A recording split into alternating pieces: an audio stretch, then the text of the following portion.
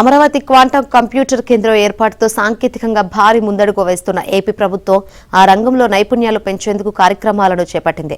Quantum talk పేరిట ముఖ్యమంత్రి చంద్రబాబు ఇవాళ ఉదయం వర్చువల్ గా ప్రసంగిస్తారు. క్వాంటం ఐటీ కంపెనీలు క్యూబిట్, వైసర్ సంస్థలతో సంయుక్తంగా ఏపీ ప్రభుత్వం నిర్వహిస్తున్న క్వాంటం ప్రోగ్రాంలో భాగంగా చంద్రబాబు విద్యార్థులతో మాట్లాడనున్నారు.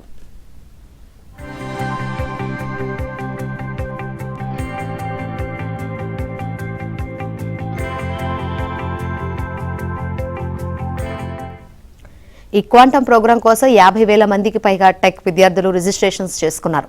ఆంధ్రప్రదేశ్లో క్వాంటం టెక్నాలజీ అభివృద్ధికి సంబంధించిన దీర్ఘకాలిక రోడ్ మ్యాప్ ను సీఎం వివరించనున్నారు. భవిష్యత్తులో క్వాంటం టెక్నాలజీ ద్వారా సాధించనున్న లక్ష్యాల గురించి ముఖ్యమంత్రి దిశానిర్దేశం చేయనున్నారు. క్వాంటం ప్రోగ్రాం నిర్వహణ కోసం రాష్ట్ర ప్రభుత్వం క్యూబిట్, వైసర్ మధ్య అవగాహన ఒప్పందం కుదిరింది.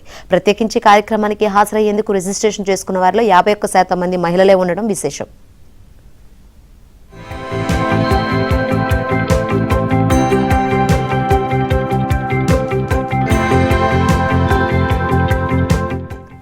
రిజిస్ట్రేషన్స్ పూర్తి చేసుకున్న వారిలో అత్యుత్తమ ప్రతిభ కనబరిచిన 3,000 మందికి తదుపరి స్థాయి శిక్షణ కూడా ఇవ్వనున్నారు.